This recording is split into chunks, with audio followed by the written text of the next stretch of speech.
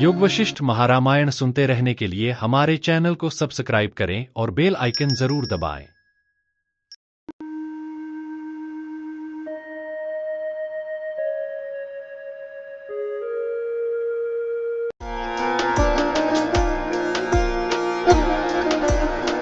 निर्वाण प्रकरण सर्ग 44।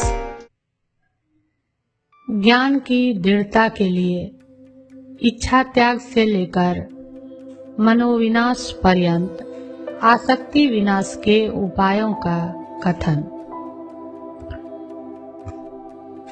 यद्यपि श्री रामचंद्र जी ने स्वकीय तत्व ज्ञान निष्ठा का वर्णन कर दिया, तथापि उसकी परिपक्व दशा के पहले प्रच्युति न हो जाए, इसलिए स्थाणु निखनन न्याय से जीवन मुक्त लक्षण रूप पूर्वोक्त साधन परंपरा का ही प्रतिष्ठापन करने वाले महाराज वशिष्ठ जी पूर्वोक्त अत्यंत लभ्य व्यवहारोपभोग आदि रूप शिवार्चन में भी सर्वारंभ ही दोषेण इत्यादि भगवत उक्ति के अनुसार प्रसाद से हिमादि अनिष्ट प्रसक्ति अवर्जनीय रूप से आ सकती है और उपभोग अनर्थ का बीज भी है। इसलिए पुनः जन्म आदि अनर्थों की प्राप्ति होगी। इस आशंका का परिहार करते हुए कहते हैं, महाराज वशिष्ठ जी ने कहा, भद्र, इंद्रियों के साथ राग आदि से शून्य तथा कर्तृत्वाभिमान रूप क्रिया संबंध से वर्जित वर्तमान कालीन प्राप्त पदार्थों का व्यवहार करने वाले अंतःकरण से यदि आप कुछ करते हो तो वह किया गया नहीं माना जाता है। विषय तो नियमतः तुष्टि के साधन हैं, अतः उनमें राग का परित्याग कैसे किया जा सकता है, इस आशंका पर कहते हैं, भद्र, पहले प्राप्ति समय में वस्तु जिस तरह तुष्टि साधन होती है, उस तरह प्राप्ति के एक क्षण बाद तुष्टि साधन नहीं होती। इस विषय का किसने अनुभव नहीं किया है। निष्कर्ष यह निकला कि प्राप्ति क्षण छोड़कर पूर्व और उत्तर काल में विषयों में तुष्टि साधनत्व का व्यभिचार हो जाने के कारण विषय तुष्टि साधन है, यह नियम नहीं रहा। इसी से चिरकालिक अनर्थ देने वाले क्षणिक सुख में आसक्ति करना भी ठीक नहीं है। जिस तरह लाभ काल में विषय तुष्टि के लिए होता है, उसी तरह दूसरे काल में नहीं होता। इसलिए बालक ही क्षणिक सुख देने वाले विषयों में आसक्ति बांधता है, दूसरा नहीं। जब विषय की प्राप्ति से जनित क्षणिक भी इच्छा निरोध है सुख का हेतु है, तब इच्छा का आत्यंतिक उच्छेद निरतिशय आनंद का हेतु है। यह तो अर्थतः सिद्ध हो ही जाता है। ऐसी स्थिति में इच्छा ही अनर्थ रूप है। इस आशय से कहते हैं, हे रामभद्र, इच्छा काल में जो वस्तु आनंद साधन प्रतीत होती है, उसमें एकमात्र कारण इच्छा ही है, परंतु वह आनंद तभी तक बना रहता है जब तक इच्छा रहती है, यानी आनंद विरोधी अभिलाषा से ही आनंद का विच्छेद होता है। इसलिए आप इच्छा का परित्याग कर दीजिए। महाराज, मैंने तो पूर्णानंद प्राप्त कर लिया है, फिर मुझे विषयाभिलाषा त्याग का जो आप उपदेश दे रहे हैं, वह क्या अर्थ रखता है। इस पर कहते हैं, भद्र, यदि आप तत्पद प्राप्त कर चुके हैं, तो फिर किसी समय काल के विपर्य से आप अहम भावना रूप कीचड़ में न फंस जाएं। तात्पर्य यह है कि आप कालांतर में भी अहंभाव रूपी कीचड़ में फंस न जाएं। इसलिए पूर्णानंद स्वरूप पद में स्थिति की दृढ़ता के लिए मैं पुनः उपदेश दे रहा हूँ। हे श्री राम जी, आपने आत्मज्ञान रूपी पर्वत की चोटी पर विश्राम कर लिया है, अतः अहं भाव रूपी महागर्त में फिर गिरने योग्य नहीं है। दृढ़ता होने पर भी पुनः फंस जाने की आशंका क्यों नहीं करते हैं? इस पर कहते हैं, उस प्रकार की आशंका न करने में कारण यही है कि जिसने निरंतर असीम सद ब्रह्म दृष्टि का स्मरण कर लिया है और तत्व ज्ञान रूप सुमेरु पर्वत के शिखर पर स्थान पा लिया है, उस पुरुष का गर्भानुसार रूप अर्थात गर्भ का अनुसरण कर जन्म आदि अनर्थ पैदा करने वाले अहं भाव रूप अंतः पाताल में पतन कैसे हो सकता है? दृढ़ीभूत ज्ञान अविद्या रूपी अनर्थ बीज का अवश्य उच्छेद कर डालता है, यह भाव है। अथवा दूसरों के उपकार के लिए मैंने फिर यह उपदेश दिया है, आपका तो अज्ञान नष्ट हो चुका है, यह मैंने समता आदि हेतुओं से जान ही लिया है। इस आशय से कहते हैं, रामभद्र, यह आपका जो समता एवं सत्यतामय स्वभाव मुझे दिखाई देता है, इससे मैं अनुमान करता हूँ कि आप विकल्प रहित और अविद्या रहित हो चुके हैं। हे सौम्य श्री राम जी, अपने चैतन्य स्वभाव में भली भांति अवस्थित हुए आप मानो मुझे यह प्रत्यक्ष करा रहे हैं कि पूर्ण सागर का प्रख्यापन करने वाली यानी पूर्ण सागर के सदृश निर्मल समता आप में विद्यमान है। भद्र, अनासक्ति से जी रहे आपकी आशा निराशा में परिणत हो जाए, भावना अभावना में परिणत हो जाए और मन अमनो रूप में परिणत हो जाए। हम मनोरथ के विनाश से निराशत्व आदि की अभिलाषा नहीं करते, किंतु चारों ओर से निरतिशय आनंद रूप ब्रह्म के लाभ से उनकी आशा करते हैं। इस आशय से कहते हैं, जिस जिस वस्तु दृष्टि की ओर आप जाते हैं, उस वस्तु दृष्टि में सामान्य सत्ता स्वरूप से वृद्धिगत चिदघन रूप ब्रह्म अवस्थित है। हे श्री रामचंद्र जी, आपको यदि आत्मा अज्ञात है तो आप पूरी तरह से बद्ध हैं, और यदि आत्मा विज्ञात है तो आप बद्ध नहीं हैं। इसलिए मनन आदि की दृढ़ता से अपनी ही आत्मा द्वारा आत्मा को जागृत कीजिए। अब वासना शून्यता का स्वानुभव गम्य लक्षण बतलाते हैं। जिस दशा में आत्मा भोग सुख का आस्वाद नहीं लेता और प्रारब्धवश प्राप्त हुए दुख आदि का स्वाद लेता है, उसे आकाश के सदृश कोमल समता रूप निर्वासनत्व दशा जानिए। हे रामभद्र, आप भीतर से वासना रहित इंद्रियों द्वारा व्यवहारिक क्रियाएं कीजिए। ऐसा करने से आप सैकड़ों विक्षेपों के प्राप्त होने पर भी आकाश की नाई विकार को प्राप्त नहीं होंगे। शांतात्मा होकर आप ज्ञाता, ज्ञान तथा ज्ञेय रूप इन तीनों को और दुख आदि को भी उक्त त्रिपुटी में एकीकरण कर एकात्म रूप से अपनी आत्मा में अनुभव कीजिए। इससे आप उनकी प्रतिकूलता नष्ट हो जाने के कारण फिर संसार के भागी नहीं होंगे, अथवा दुख आदि में प्रतिकूलत्व की कल्पना मनोजनित ही है।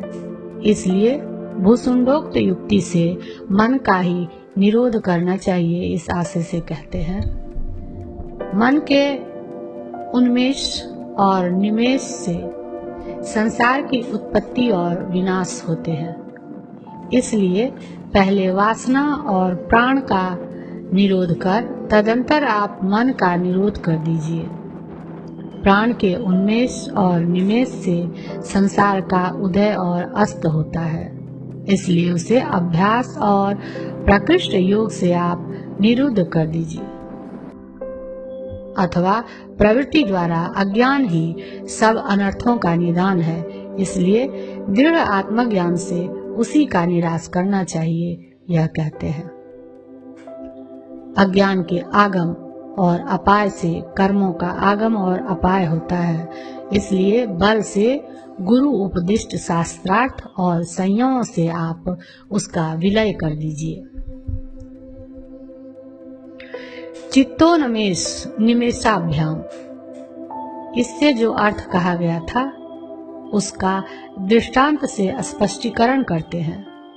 जैसे आकाश, वायु और रज के संबंध एवं स्पंदन से मलिन, चंचलन आदि स्वभाव वाला ज्ञात हो जाता है, वैसे ही चिति के चित्त रूप स्पंदन से चैत्य रूपी या अनर्थ जाल उपस्थित हो जाता है। उक्त अर्थ में अन्वय व्यतिरेक दिखलाते हैं। रामभद्र दृश्य और दर्शन के संबंध रूप स्पंदन से यह संसार की गति उस प्रकार स्फुरित होती है जिस प्रकार अनेक छिद्रों से प्रविष्ट सूर्य प्रकाश और दीवार के संबंध से चित्र विचित्र वर्ण बुद्धि स्फुरित होती है। दृश्य और दर्शन के संबंध रूप स्पंदन का अभाव होने पर हृदय में जगत रूप आभास की भावना उस प्रकार उत्पन्न नहीं होती जिस प्रकार चित्र लिखित पुरुष के हृदय में नहीं होती। चित्त के स्पंदन से जनित माया चित्त स्पंदन का अभाव होने पर उस प्रकार विलीन हो जाती है जिस प्रकार जल स्पंदन से जनित तरंग जल स्पंदन का अभाव होने पर विलीन हो जाता है। वासनांश के त्याग से, बोध से अथवा प्राण के निरोध से चित्त के स्पंदन रहित हो जाने पर कूटस्थत्व प्रच्युति रूप स्पंदन कहाँ से उत्पन्न होगा। वृत्ति रूप चित्त स्पंदन के अभाव मात्र से अथवा प्राण के निरोध से चित्त अचित्त रूपता प्राप्त करता है और वही परम पद है। बोधाद्वा, इससे जो मध्यम उपाय कहा गया था उसका विवरण करते हैं। विषय और इंद्रियों का संबंध होने पर जो सुख अनुभूत होता है वह परमार्थ रूप से ब्रह्म सुख ही है। उस सुख की परमावधिभूत निरतिशयानंद पूर्ण आत्मा की एकांत संवित्ति से यानी ब्रह्म दृष्टि से मन का क्षय सिद्ध हो जाता है। जहाँ चित्त उदित नहीं होता वह सब सुख स्वाभाविक ब्रह्म सुख रूप ही है। मरुभूमि में ठंडे जल से परिपूर्ण सरोवर की नाई वह सुख स्वर्ग आदि भोग भूमियों में नहीं हो सकता, क्योंकि वहाँ चित्त काम असूया आदि से कलुषित रहता है। चित्त विलय से जनित विस्फार सुख वाणी से भी नहीं कहा जा सकता, केवल अपने अनुभव से ही जाना जा सकता है। विनाश और अतिशय से विनिर्मुक्त व अनिर्वचनीय सुख न तो उदित होता है और न प्रशांत ही होता है। तत्व ज्ञान से चित्त का अंत होता है। भ्रांतिवश से ही चित्त का सद्भाव ज्ञात होता है। बाल कल्पित विताल की नाई भ्रांति से मोह भी घन रूपता प्राप्त करता है। ज्ञानियों का भी व्यवहार दिखाई पड़ने के कारण उनका चित्त है ही, यह मानना पड़ेगा। फिर आप कैसे कहते हैं कि ज्ञान से चित्त नष्ट हो जाता है। अस्तित्व और नष्टत्व ये दोनों विरुद्ध होने के कारण एक समय में एक स्थान पर रह नहीं सकते। विद्यमान भी ज्ञानी का चित्त बोध से विलीन हो जाता है और सुवर्णीकृत ताम्र की नाई सत होता हुआ भी असत सा भासता है। ज्ञानी का चित्त नाम का नहीं कहा जाता, किंतु ज्ञानी का चित्त सत्व कहा जाता है और जैसे ताम्र सोना होकर नामतः और अर्थतः अन्य हो जाता है, वैसे ही बोध से ज्ञानी का चित्त नामतः और अर्थतः अन्य हो जाता है। चित्त का स्वरूप वास्तव में किसी भी काल में नहीं है, उसका स्वरूप भ्रांति जनित है, इसलिए उसका विलय हो जाता है। भ्रांति तत्व ज्ञान से शांत हो जाती है। जो सदरूप वस्तु होती है उसका विनाश कभी नहीं होता, इसलिए घट आदि का विनाश होने पर भी कपाल आदि रूप से उनका अवशेष दिखाई पड़ने के कारण सदवस्तु का स्वरूपतः विनाश कहीं पर भी प्रसिद्ध है ही नहीं, यह कहना ठीक ही है। वस्तु का तत्व ज्ञान अवस्तु रूप कल्पितांश मात्र का बाधक होता है। इस प्रसिद्धि से भी सत्वांश के बाद की प्रसक्ति नहीं है, ऐसा कहते हैं। खरगोश के सींग की नाई, विकल्प रूप चित्त आदि अवस्तुभूत ही हैं। वे सब पारमार्थिक रूप आत्मा के विवर्त हैं, इसलिए उनका आत्मज्ञान से विलय हो जाता है। तब क्या जीवन मुक्त के चित्त में व्यवहार क्षमावस्था परमार्थ सत्य रूप है? इस शंका पर नहीं, यह उत्तर देते हैं। सांसारिक अवस्था में कुछ काल तक सत्व रूपता को प्राप्त हुआ यह चित्त तुर्यावस्था में विहार कर तदंतर तुर्यातीत हो जाता है। विहार समाधि और तत्व साक्षात्कार पर्यंत उसकी अवस्था पारमार्थिक नहीं रहती, किंतु प्रारब्ध से प्रतिबद्ध अविद्यावश से जनित बाधितानुवृत्ति ही है। विदेह कैवल्य में आविर्भूत तुर्यातीत अवस्था ही उसकी परमार्थ सत्ता है, यह तात्पर्य है।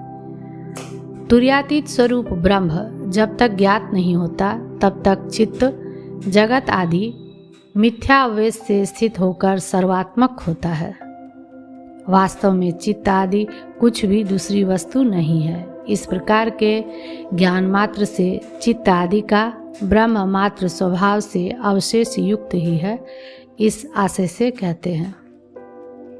हे प्रिय राम जी, जैसे मनोरथ से कल्पित महल, उपवन, वापी आदि का सन्निवेश हृदय में समावेश नहीं हो सकने के कारण ही वास्तव में कुछ नहीं है, वैसे ही परम सूक्ष्म छिद्र शून्य चिदेक रस घन ब्रह्म में भी समावेश न होने के कारण जगत भी नहीं है।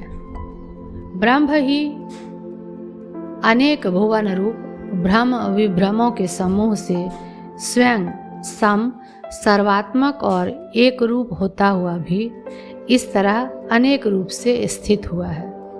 वास्तव में दूसरा कुछ नहीं है। 44वां सर्ग समाप्त।